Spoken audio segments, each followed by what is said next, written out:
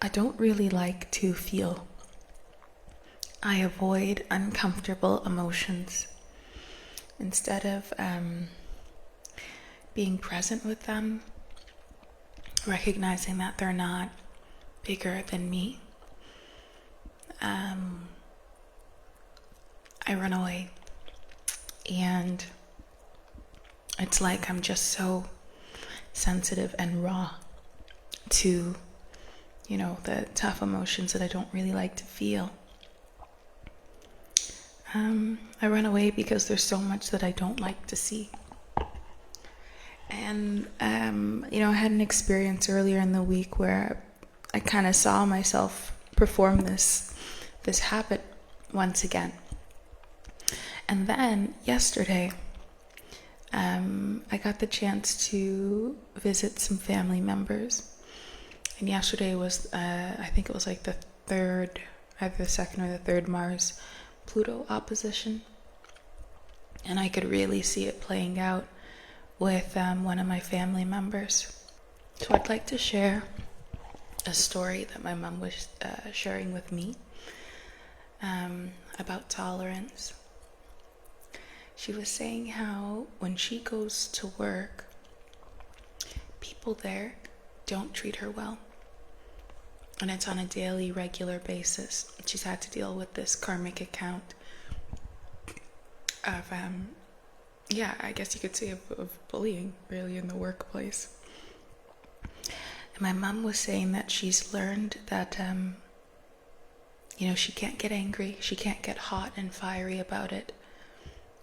She was telling me that's how she was when she was younger. There was this desire for attacking back, But that now she's seen that it's just better to stay, just to keep one's peace. Don't mind them. Don't attack back. Just let it happen. Let that, let it go and let it happen. And she was saying how, you try to pour ice water on the thing instead of making it hot as well. And, it was funny because she was saying how, because of this approach, now she has people at her work who are fighting for her, wanting to defend her.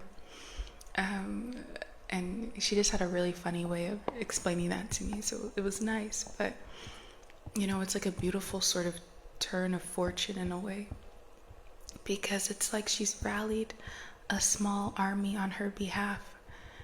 Other people are going to the manager. It's not her who's doing it, and then she says that someone will do something, and maybe 6 hours, 7 hours later, when that person's around her, they're acting like a mouse. What changed? My mom didn't say anything. She didn't do anything. But it's, I guess this sort of, I'm assuming, like a quiet respect that she holds, which inspires people to want to do things on her behalf because they're seeing this abuse. They have a good feeling in their heart for her. And she's maintaining her composure. So I just found that really incredible. Like, that's the power of tolerance. A real life example. And she was also saying, I have other issues, bigger fish to fry. Why am I going to let this thing affect me? She just had a funny way of phrasing it. She's like, it's just so small. I don't even have the space, the mind space to let this thing, I can't even give attention to it. There's so many other things I'm thinking about. So it was funny as well. And her story reminded me that I've actually already been through this karmic account. For me, when it comes to tolerance, my issue has to do with a specific person who I have a lot of memories of things being said that were unnecessary and painful. And I'm still in contact and relationship with this person. Person's brought so many other benefits to my life, but this is one sore point for me. Pisces moon. It's close to the ascendant. It's and then I also have a Venus and Mars in Cancer, so very sensitive, right? And that's the cool thing about the power of tolerance, is that it helps me see that rather it becomes the pathway for me to overcome my sensitivity. When I think about tolerance, I think about the zodiac sign of Taurus. And then because we're speaking about Taurus's power of tolerance, I automatically think about Taurus's opposing sign of Scorpio. Another sign actually that can tolerate for a long time. And I bring up Taurus because Taurus is steady, stable, and grounded. When I think about lacking tolerance, being sensitive, I think about like raw fish, the nerves, like I feel like I'm raw. Pisces, like I'm just flipping around. But with Taurus, there's a feeling of strength, stability, maturity, being composed. And there's also this feeling about grace, the virtue of grace being apparent as well. Christopher Renstrom, I think he calls it was a beautiful way that he described grace. He said that it's unexpected love. I have to double check this. But the way that he phrased it, it was like the first time in my life that I could start to grasp, feel a sense of like, I understand what grace is. I think I get it. Because it is a form of mercy, but unexpected love. To me, that's what tolerance is about. I think that's what the higher octave of tolerance is about. We're tolerating out of love.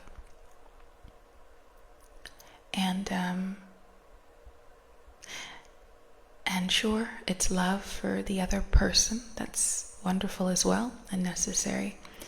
But it's tolerating out of love for myself. I think kindness for myself. And yesterday when I was with my sisters and my mom, I started to see how much I really need to imbibe this power. And that I've already done it in the past, but somehow I let go of it, right? Because I let go of faith, I think. But in the past, I had a situation at a workplace where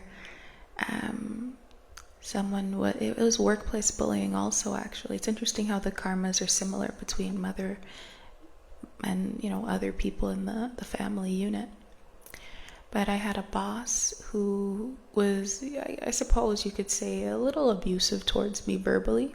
Not like in any sort of highly dramatic way, but it was in the little ways. And eventually other people in the workplace could see it. Not that anyone likes this sort of thing, right? But I didn't necessarily mind, like, I just didn't put my mind on it. I didn't like it when it would happen, but my mind wouldn't stay on it. It would happen, I'd be like, ugh, like, ugh, sigh. Like, ew, why is she being like this? And then I just move on and just keep doing my work, do the best that I could. Yeah, it's funny. I wasn't being fast enough. Remember that. I wasn't being fast enough. That was one of her complaints about me. But the complaints weren't shared in a constructive or meaningful way. It was, in a not so good way at all. And other people in the workplace could see this. It never dawned on me to report her. It just didn't. I was like, okay, I got to deal with this. It's a karmic account. It'll solve itself. If I'm just patient, I'll see the way through. Apply tolerance, right? And I guess that's how tolerance takes courage. I can see that as well. being patient, understanding that what's happening is not right, but still being patient. I guess you could say having that grace for the person, because you're not seeking vengeance out on them. It's as simple as that, isn't it? You're not wanting to take vengeance on the person. You're just being patient, waiting for circumstances to change or for them to change. And eventually people would start talking to me about it. They're like, we don't like the way she talks to you. Why, ew, that's horrible. Why would you let her, I'm just like, oh, it's okay, guys, don't worry. It's fine, whatever. Like, I just kept, like what Mom was saying, putting ice water on the situation. And then eventually I'm called down to, I guess the boss of the both of us, of my boss, I'm called down to their office, and I thought I was gonna get fired. I was like, oh crap, So I'm walking down and I enter the room and I sit. I'm like, oh, this is interesting. Okay. So, my boss and our boss, both of them are seated there. I'm like, okay, Ruby, it's okay. It's okay. You did what you could. I was bracing myself for impact. Like, it's okay that you're going to get fired. That's fine. It's okay. It's okay. So I sit there and I'm just waiting. And our boss, he's being really nice to me. He's being really nice to me. And he's like, hey, how are you? Is everything good? I'm like, yeah, everything's fine. And then he's like, you know what? Such and such a manager has, whatever she was, has something that she would like to say to you. And I was like, okay. So then she starts speaking, and I realize that she's apologizing to me for the way that she's treated me. And I was so dumbfounded, really. I was shocked that after she was done speaking, there was a pause because I was processing. And I said, that's it? You're apologizing? And then their body language just changed. And I was like, oh wow, I thought I was gonna get fired. Wow, yeah, of course, yeah, I accept the apology, thanks. That was my response. And then later on, when I was speaking to the boss of the both of us, he was saying the reason they kind of shifted was because it sounded like I was gonna go off or something. But I was like, wow, over the moon. I was really happy. So it was a bit of a funny situation. Anyways, she totally changed her attitude towards me after that. It's weird. It started to feel like she wanted to be my friend, actually. But in a bit of a genuine way. It didn't feel forced. I think I don't know, that's what I always found kind of strange. It felt like she liked me. And I was cool with her. I was like, that's fine. But this is all just to say that when someone's able to wait and have tolerance and patience, and maintain their own regard, fortunes change. We may have to wait a long time, but they change. And I guess I'm sharing this story because I can see that I have this power in me. Everyone has this power. And I can see that I've manifested it in life. And so it's interesting that I'm going through a time in my life where I needed to be reminded of that strength, and I was through my mom. And that's how she reminded me of this story, this incident from maybe, a few years ago. It's something that I've got to bring back. So the power of tolerance gives us time to face the emotions, to contain the emotions, to hold the emotions. And when I think about holding the emotions, I think about, I guess, emotions as cancer. And then I think about the holding of the emotions, the basin. I think of that as Taurus. where Taurus holds it, because Taurus loves to build things with natural materials.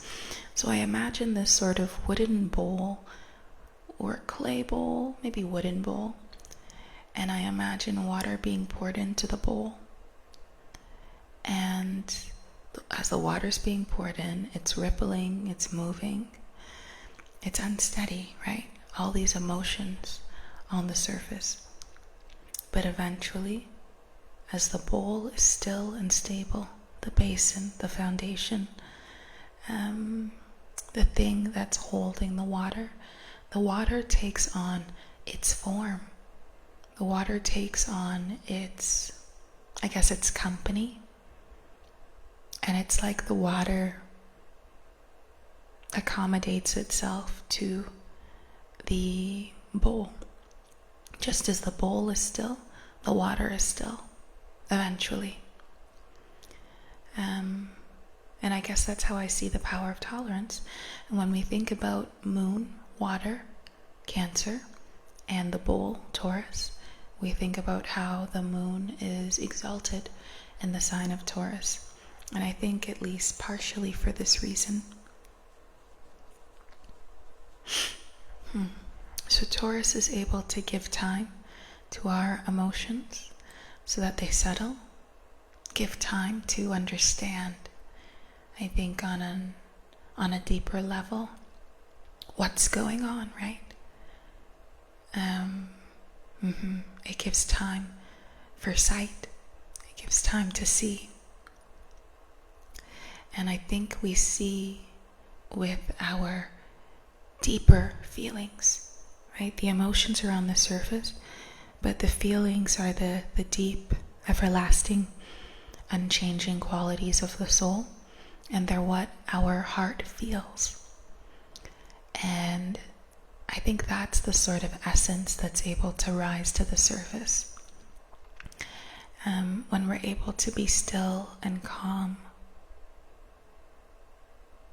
It reminds me of, another Taurus kind of metaphor. The cooking of soup. In Nigerian cooking, things have to cook for a very long time. I bet it's like that with many cultures around the world. Interesting. And then you also have to stir the soup so it doesn't burn as it cooks. And so I think of two things.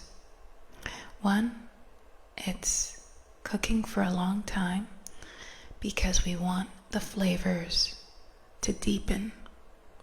We want them to mature. We want the soup to be sweet, to taste good. The Nigerians say, for it to taste sweet. That just means it tastes good. And it tastes good when the flavors are deep. And it takes time for those flavors to become deep in the soup. So that's one thing. That's the power of tolerance. Over time, the emotions fall away, the feelings come up. I'm able to understand. I'm becoming mature in my understanding.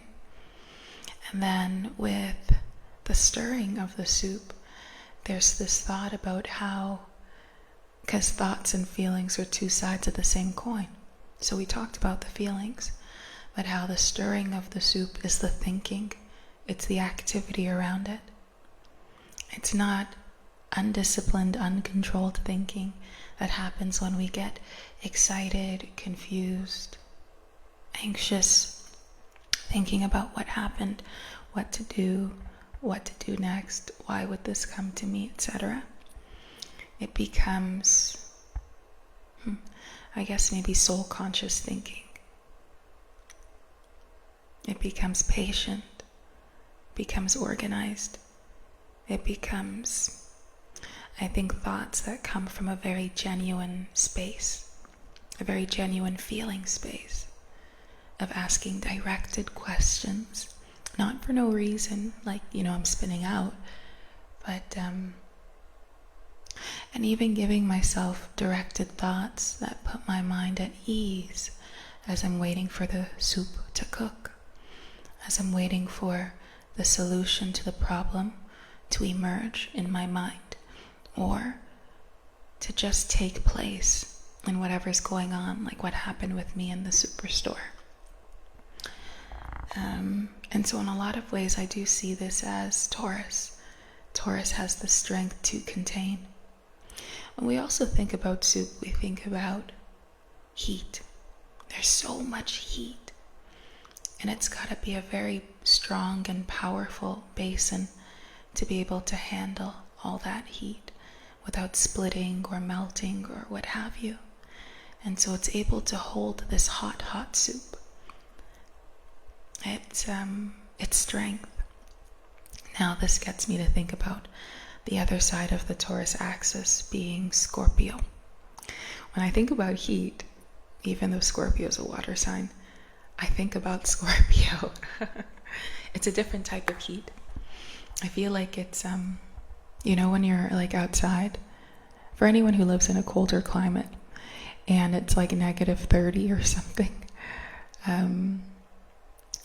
and it's so cold that your fingers start to get really, really cold, almost like they're burning. That's what I think of when I think about the intensity of Scorpio, what it can feel like. But this is the cool thing about Scorpio, where the intensity can feel like that, which is kind of painful, right? The intensity can also be in the feelings that are powerful, deep, transformative, because they're so powerful, right? And those are feelings that feel good. So Scorpio has this ability to contain also such extremities of feeling. And if we notice, Scorpio is always really quite good at keeping its cool. We may feel its vibration, the person's vibration, when they're experiencing something intense or communicating something that's intense. But you would never, or at least I would never call someone who is like super Scorpio, I guess. I'd never call them undisciplined or uncontrolled. Just like Taurus, they have this sort of ability to contain. It looks quite different from Taurus, but I can see the similarities between the two signs in that. In one, it's this sort of intensity and experience. With Taurus, it's this sort of unshakability despite experience. But in both, there's this sort of stability, both fixed signs. And so I find that to be very interesting.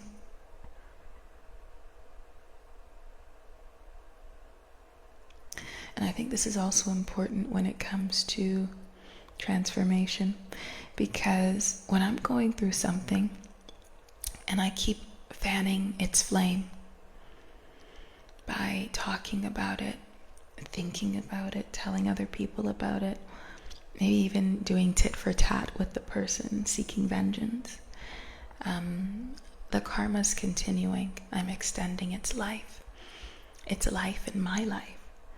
And there's no love in that, right? When it's a karma that I don't want, right? Not a wonderful karma when it's something else. Because I may want to project and blame the person, but it's not true. It's not true. There's a reason I'm going through what I'm going through. For instance, when I went through working at the superstore, remember I said you should remember about how she wanted me to go faster? That's because recently, my sister, I wanted her to go faster because I wanted to go home. I was like, I gotta go home, I got things to do, like we gotta put this place right. Because we couldn't just leave the place a mess. We were at my other sister's place and she'd just gotten it. We were all it was supposed to be a day of celebration, really. But my younger sister was like, I can't do that. You gotta just stop, stop, Fine, I wasn't saying the words, but my actions were saying the exact same thing. You gotta go faster. And I really hurt her feelings. And that's all I'll say, I guess, because, you know, it's also a story about her, and I'm not trying to expose people out here, you know? Like, and she was fine. It's not like she did anything wrong, right? But I'm just saying that I really hurt her feelings. And it's funny because just in this moment when I'm discussing about the superstore, I'm remembering that that's what my boss wanted me to do, to go faster. And so I'm saying that because no karma is random, right? We have wonderful karmas, things that we really enjoy and appreciate about our lives, the things that we're grateful for, take for granted. Those are our blessings, our good karmas, our good fortune. Blessings that have come to be, which we're fortunate for. But then there's also the blessings that haven't come to be, and those are our negative karmas, right? The things that we ought to change for ourselves because, you know, we deserve more. And so I've got some issue around time. So just as it showed up for me with that woman a few years ago, my boss, I was doing that to Chelsea. Well, it's okay. That's my sister's name, okay? I was doing that to her. So it's just a small example, but everything that's happening in our lives, we've actually created. And there is also the theme of good things come to those who wait. As I've experienced that, good things come to those who wait. When I was driving back from my sister's place, yesterday now, I started thinking about this whole tolerance, Taurus, Scorpio thing. And as I was thinking about it, I was reflecting on these sort of points. So for instance, good things come to those who wait. And as I was doing that, I found that every traffic light would go from red to green for, I don't know, maybe it was like a 10 or 15 minute span of time. You know, I would be approaching the light and then it would turn green. I'd approach the light, it would turn green. And I think part of that has to do with, and I know we've all experienced that, right?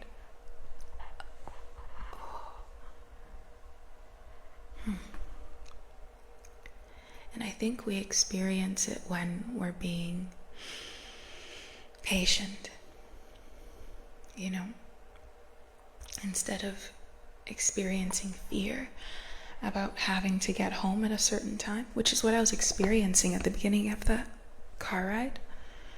I settled, I eased into what I was thinking about, and things were flowing my way without me having to ask for it. I guess people would say manifesting, so okay, that's fine, but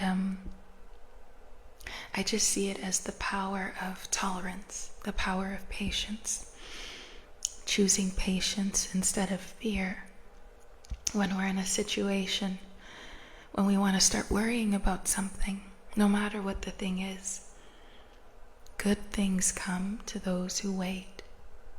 Because I think in the waiting, when I'm really waiting, not the waiting where I'm impatient, but I'm like, I got another 9 hours and I gotta, you know, just wait, not that kind of wait, but when I'm waiting in mind, when I'm waiting in heart, my fortunes change. I think because I see differently, my energy's different, and so what I'm attracting is different, of a different quality. You know? Yeah, it's like the vice of lust. When I let go of that, things come my way. That's how I see it.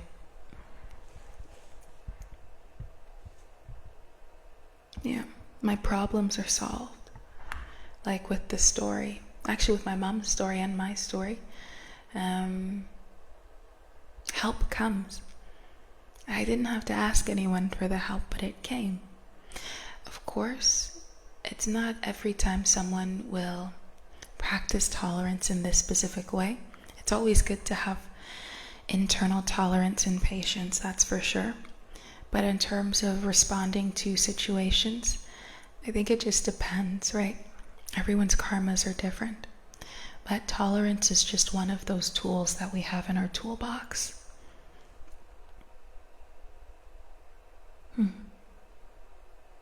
And there's space for all the tools.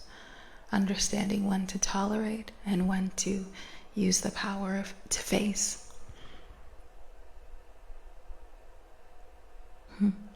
And when there's no fear, we're able to attract a solution through our patience and through our grace.